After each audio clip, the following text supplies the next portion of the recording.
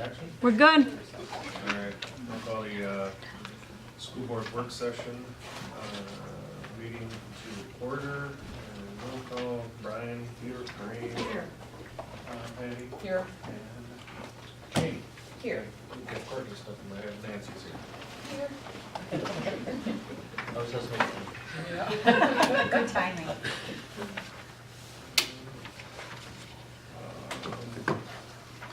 So we have a few, our agenda outline and protocols, outcomes. And our mission statement is mission statement's listed there. We do have a request to move down to the crisis handbook portion, and I don't know, what do you think? As long as it Should doesn't we cause put them first?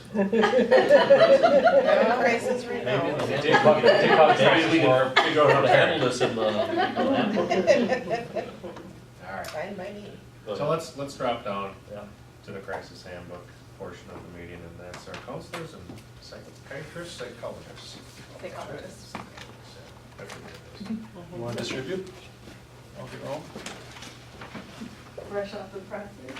Oh, are they warm Thanks, then? Kate. So warm. Oh, good, good, good. Thank you. They are. They are. Thanks, Kate. It's the same. Not really, I'll take that one away. The notes in there. You got notes in there? Darn it. I'm not sure, what month yours, but yeah, April. yeah. All right, guys, well, thank you for having us, first and foremost. Introductions, just because well, most of you know us, but let's just make sure. I'm Bobby Hurt, elementary school counselor. Kate Rohrbeck, middle school counselor. Jenny Evenson, high school counselor. Jesse Thorson, middle school and high school psychologist. Sarah Colleen, filling in as a high school counselor until Katie gets back in January. Yes. Rick Zabel, school psych at elementary. Amy Young, middle school. So now we know each other. Over the last few years, we have decided to develop and create and actually find some research-based methods and compile them in a document for response to crisis in our schools, K through 12.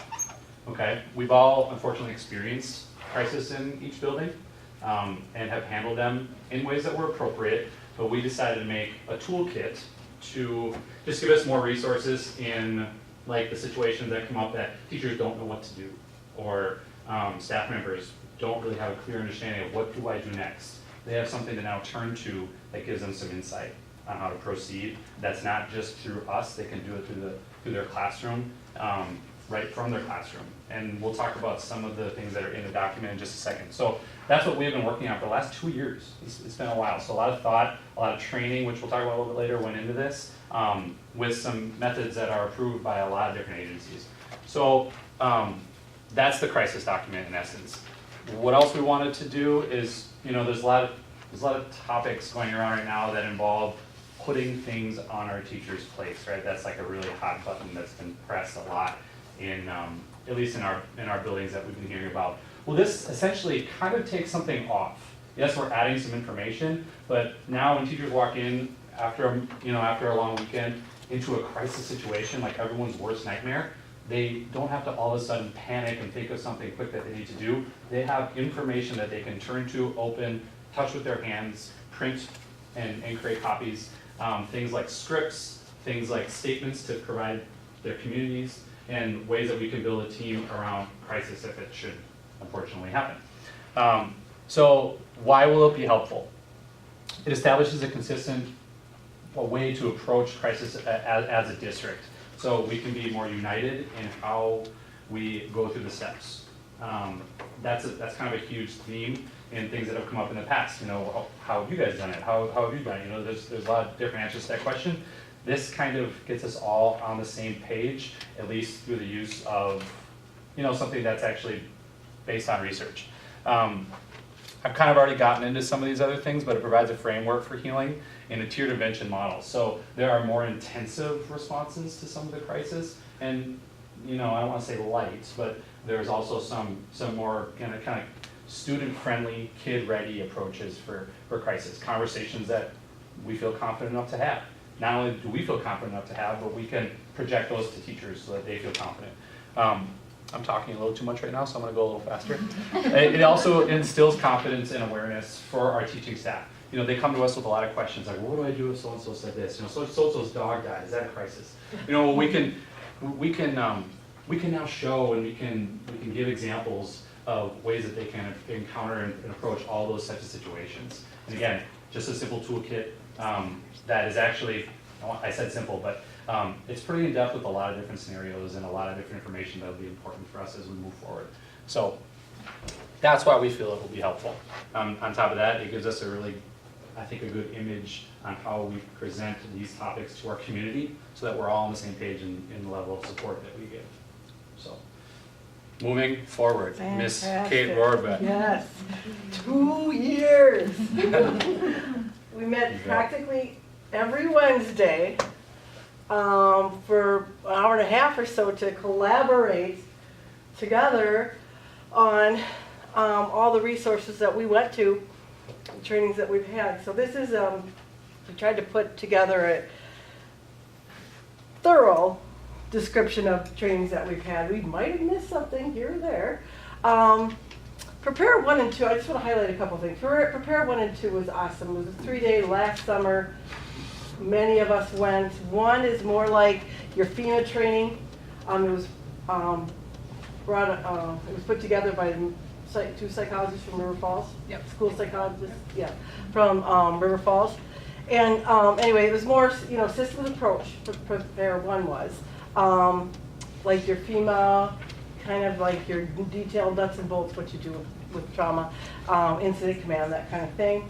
Lay of the land, how your districts work, that kind of thing. And 2 was more of a triage, mental health sort of triage.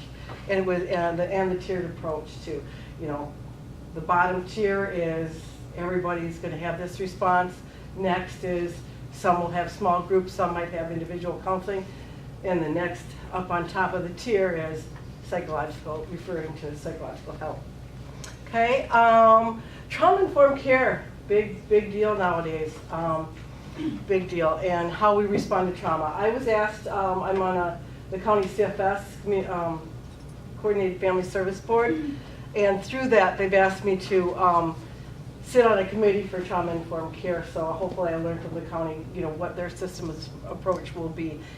They wrote a big grant, and it's kind of going to be a 5-year down the road, approach. But I thought that was great that I got to be involved in that, and then Shannon and Jess went to train the trainer on trauma-informed care for schools, and that will provide more of a approach to the teachers understanding their own traumas, so we can understand other children's, our students' traumas.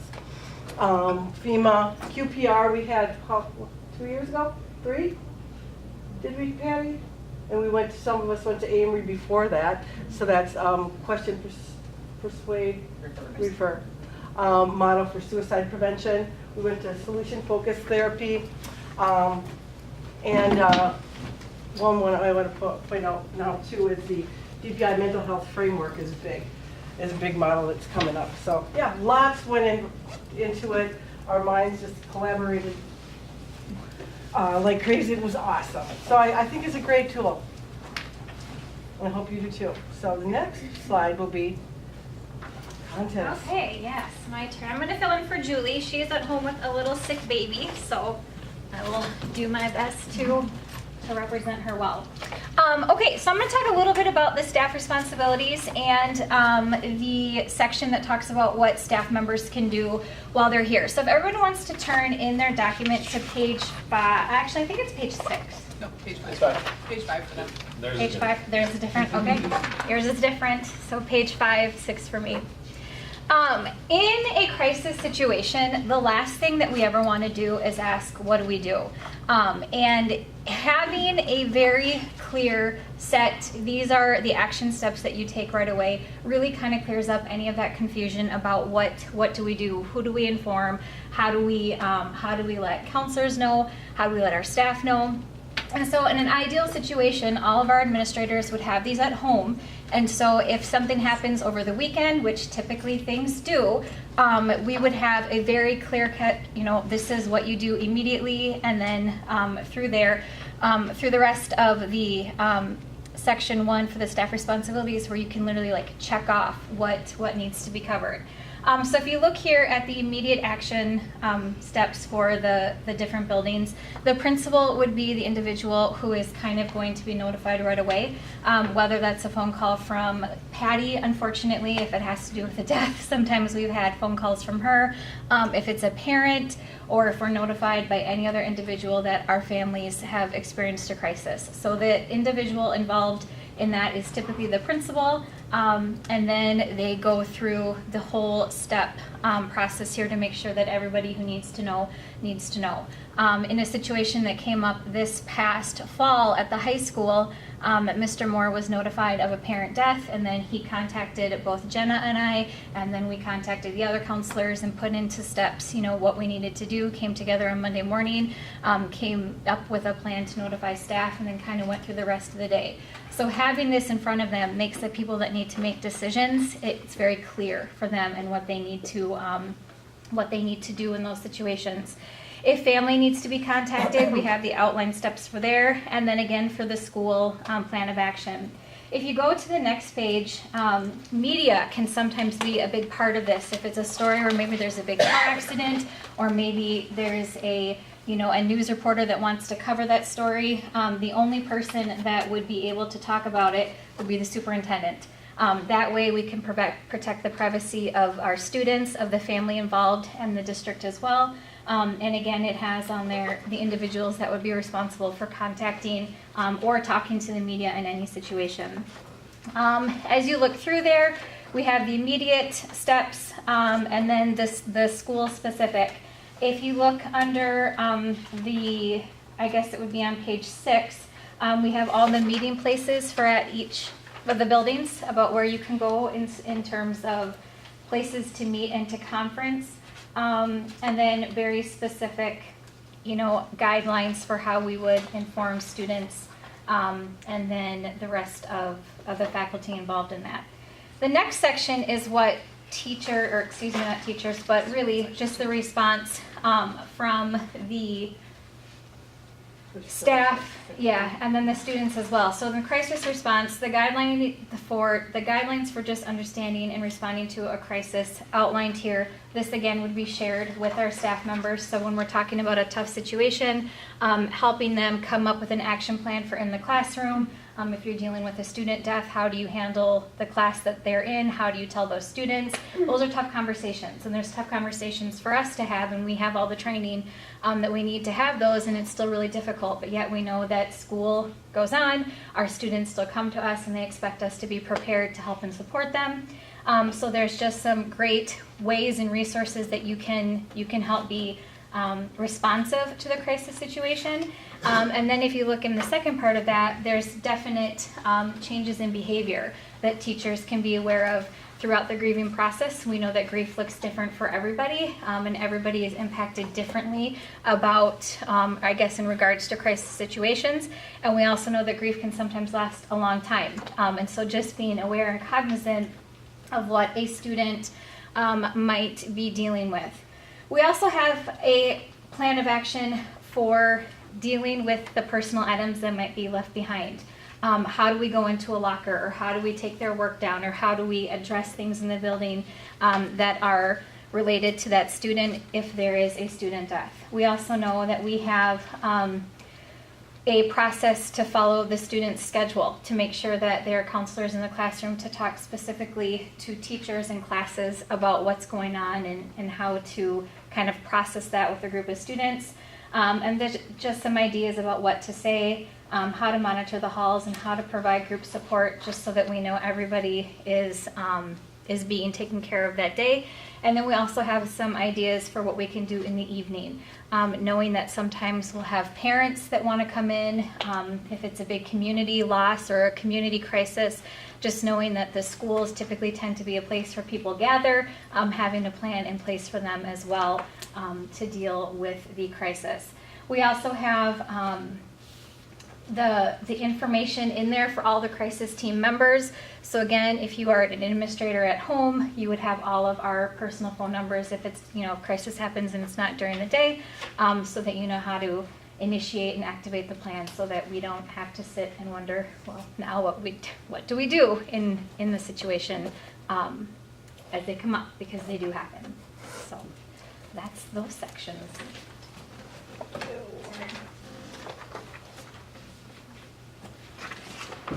Okay, so I have the next two sections. Section 3 is titled Crisis Intervention, and that's really tips for the crisis team members for us to go in. There's just different slides on there for if we're going to go in and help lead a classroom discussion. There's also tips in there for us just trying to keep our lives balanced when dealing with very stressful situations, just kind of some self-reflection and checking, making sure we're you know, balancing our personal life with stressful situations. And then section 4 is really just looking at all the different special circumstances. We really wanted, these are the areas we felt like needed to kind of be highlighted in and of themselves. You know, how to handle the social media, the memorialization. If you look on page 21 is where we kind of specifically have developed some administrative guidelines for memorialization, just how we would like to respond to them when certain situations come up. And then the last piece of the document, which is actually the bulk of the document, is the appendix. It starts on page 23. Like Bobby referenced, it really just needed to be, we wanted it to be a quick reference guide. So just go to resources so that we could put it in the hands of our teachers. You know, if a teacher came up and knew that there was going to be a lot of students impacted in her class, you know, what can she do? She might have some anxiety about, you know, leading those discussions, so we could have a reference. I think it's page 35 of your copies of just tips for teachers in the classrooms. Discussion suggestions, some different activities, those kinds of resources, but we just wanted to make it as easily accessible as quickly as possible. Anything else?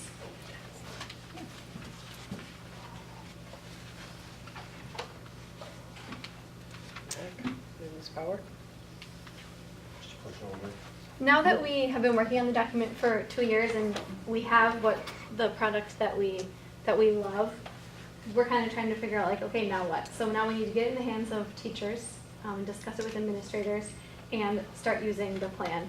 So the good and bad news is that we've had a couple instances where we've been able to use it and kind of see how it worked, and we've made lots of adjustments. And so this is a plan that's always changing. You know, as situations come up, we will make changes to the crisis doc, and we kind of have a way that we want to present it. So we're going to be doing some training on trauma-informed care to the staff members at each building, and so we're going to include this in that training. So when we present the trauma-informed care to the staff, it's kind of a nice fit to also include this. This is the document that we have, and this is the document that we'll be following. And we also have plans of sharing it with other districts. So we've taken 2 years out of our kind of PLC time, is kind of the big chunk of time that we've used, and we'd love to share this information with other districts who maybe don't have the time to work on this document, so they can take it and kind of use it as they see fit in their buildings. And in the process, we've collaborated with a lot of other districts who have dealt you know, with suicide or different things that maybe we haven't had recently, and kind of talk to them about what they would suggest having in the doc. So we've already been working with other districts, but we want it to be something that maybe we're even presenting at a conference or something, and getting a lot of people to use this document because we think it's really valuable. And then continued professional development. So things are always changing. Mental health is huge right now. Grief and loss, we all have more that we can learn. And of course, crisis management. So just continuing to use the days that we have to leave school to go to professional development, and making sure we're staying up to date on what's going on. So, and we're grateful for, you saw the list of the other things that we have attended. We're grateful for being able to go to those things because that has helped us in the situations that we've had to deal with recently. Great. So, yeah. Sure. Yeah, I think that's it. Questions or comments? Lot of stuff here. Yeah. And I know it's, you know, fairly new. I mean, we talked about a couple of years. It's not a long time to put something together like this. What kind of training did the staff get on this, other than just reading it and talking about it? is there certain meetings they have or training sessions they have at certain times? Or That, yeah, no, not much. there isn't, okay. No, as far as formal training on these topics, on how to deal with them through the classroom. In each building, we're sort of seen as the experts on Yeah. the topic, so we're almost always involved in some sort of a counseling team or some sort of a team approach when rallying around a student or family or, whatever the circumstances, it's ever changing. And so each circumstance had its own set of rules, so to speak, for that. Yeah. That's why the document kind of is sort of a lot, because there's lots of different pieces. That's why I try to make it as descriptive as possible inside the document. So you can kind of find like, all right, it's a crisis, but this is kind of all I need. So just go right to that section versus, Sure. we do not want the staff to read this thing. and know it, Yeah. like No diagrams, intention we for do not that. want Yeah. that. That's too much. Us reading it is a lot. Yeah. So we want to use it as a toolkit, specifically as needed for those little specific tools in it. Okay. Certainly if they wanted to read it, that would be fine. We plan on going to the staff meetings and, working along with trauma-informed care and keeping that up. And we'd use it in the middle school on our problem-solving team meetings, perhaps. Our weekly grade level problem-solving team meetings, if we needed to bring it along as a reference and an explanation of things to come or things that might come or things that we might be doing. Okay. And I In think crisis. teachers want to be trained. I think they have lots of questions and they're the ones who see the kids every single day. So Yeah. they want to know as much information as possible. So I think they're really open to these types of documents and trainings, and it's just a matter of creating the opportunities for them in the time. How does this tie in with training on actually observing prior to or in anticipation of or reading the students before something happens? Do we get any kind of training with that? As far as, kids that maybe suffer from something outside of or. Like, do teachers get this type of training, like on prevention stuff? Or like what to look Right. for to prevent a crisis? Right, exactly. I think it's limited. I do think at the high school, I can only speak for the high school, but I think we did a good job this fall of kind of setting the tone. And, we had we had two parents who passed away, and one of them, had a huge impact on a lot of students and a lot of staff members. And so then someone from the funeral home came in and spoke about these warning signs. And then we met in small groups with students to talk about warning signs. So I think it's handled kind of on a case-by-case basis versus like a big training on this is what to look for, because it really depends on what you're looking for. And staff meetings. What's that? How often does the team meet? Once a week. Crisis? Yeah, we've been fortunate weekly. Yep. Weekly? Mhm. Okay, is it just you folks on the makeup of the team? Are the principals involved? It's us, and then the administrators kind of bounce in, and Shannon usually comes and checks in with us. Okay, do you do any tabletops or any exercises during these meetings at all? Just take if you had regular monthly meetings where the principals could be there also, and then, is there one contact person that's in the crisis? I Well- don't have anything, so I don't want to, but, is there one contact person that kind of leads your group? Or is it? Well, you have your emergency management training, which is Shannon is, in charge, and that's the umbrella. And then under it, this is more what the Okay, so crisis. Shannon's leading the whole crisis. Emergency management, Piece, right, yeah. and then we are the crisis go-to team, Mhm. the drones that. And Kate's our PLC leader. Yeah. Right. Yeah, no, I'm just curious how Yeah. to make them, because I Yeah. haven't sat in any of those Mhm. meetings, and that just, you have monthly meetings, but you have the principal there, so everyone's talking from the same script, and, in my past life, we used to do tabletop, we'd come in there and we'd have a crisis situation to work on, Mhm. and, We would you love go that, through yeah. it, and. Yeah. And we've talked about that in the past, to kind of go through different scenarios, how are you gonna respond, And we did that with Prepare Mhm. for 3 days, we did a lot of tabletop. Involve the police at all in these? Prepare training. This is more just a crisis response, though, it's not an emergency management response, it'd be more of a, what do we do for our students after a crisis? So we wouldn't really have a police, law enforcement member. Well, your police liaison officers, they bring a lot to the table. Mhm. Yeah. Just a lot. And it's more centered on, definitely centered on the topics of like grief and loss, Mhm. you know, Right. and how to go about those, just respectfully and responsibly. So that's kind of. Yeah, I'll talk to Shannon. Do you guys plan on including ACEs of the staff to have them go through it so they can recognize their own trauma? I mean, is that something you've thought about? Yep, we've talked about that. It seems like that seems to be the movement everywhere, is to Yep. take your own ACE, see where you sit to help you be a little more reflective. Mhm. Yep. And What are they understand. called? ACEs? The ACEs is adverse childhood experiences. And it's just 10 questions. You take it, and if you have a score of 4 or more, the chances of you having higher mental health issues, diabetes, heart disease, just if you have 4 or more of those things, your chances of having more diseases are, more relevant. And then if you recognize that you have a high ACE score, how you live your life, then you can actually take control. But it helps you be empathetic to other people, And part of it also is recognizing what is crisis and what is not crisis. I think sometimes people think of crisis and they think of these huge things, and crisis can be a divorce when you were in elementary school. Mhm. And you're now an adult, and that's something that still happened to you, and it's part of who you are. So I think that's a big part of ACEs too, is Well, determining ACEs what is those understanding crises your are. life, because it's all questions that happen to you from 18 and under, and how you dealt with childhood experiences and what those childhood experiences are. If you Google it, you can take it yourself and do a self-reflection. Yeah. Well, and our county's doing ACEs. I mean, like, I was fascinated to find out that every single, for criminal, going in front of the judge always has an ACEs score now in St. Clair County. I think it's a Wisconsin and national movement too, but I was like, wow, I didn't know that. It's crazy. Mhm.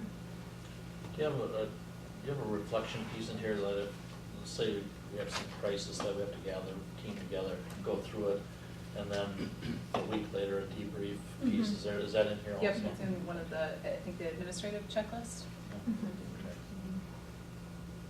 I just think this is very valuable. I mean, it would be for It all is. of all of the teachers. And I love the checklist. Yeah. I can see you put so much time into it. And you're right. I mean, you don't always know what to say to somebody.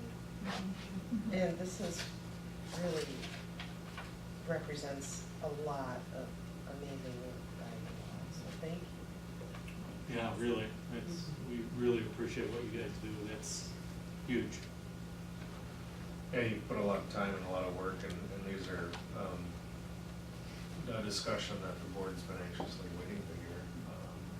As a parent, I constantly worry about my kids and the stresses that are out there, especially today, and then to throw on a crisis on top of it. And I think as adults, we see people from your childhood with afflicted wounds that just really have never overcome them, and I think this document and guidance maybe will help somebody in the future in their adulthood. So I just want to really thank you for taking all the time to establish this document.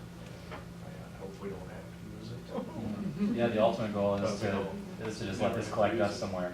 But I know you've been taken already to task earlier this year, when school started, so, and I thank you. It's always rest assured, in my opinion, that I have such competent guidance and professionals in this school, so, thank you. And I'm gonna read it. And we're open to feedback. Oh, Yeah. yeah, feedback, it's fluid, and, that was one of the big tasks is coordinating our own feedback. Like, no, I think this, and I think that, and I've seen this before, and it's been awesome, just, I don't think that needs to be in that. Let's tweak that amazing personnel, really. We all have a lot of knowledge on this Yeah, topic, these yeah. topics, and so just to have an organizational, aspect to it all, it was really important for us, and for someone to be able to just move through it, not be choppy and so that was the difficult part, but that's the main thing. We all have a lot of history and knowledge about these things and training, how do we put it together so that someone to do some, you know, And- if need. Dealing with the elementary school child Mhm. versus the high school. Right, that's why it was definitely a team approach, K through 12. I had to find the appropriateness for certain topics, and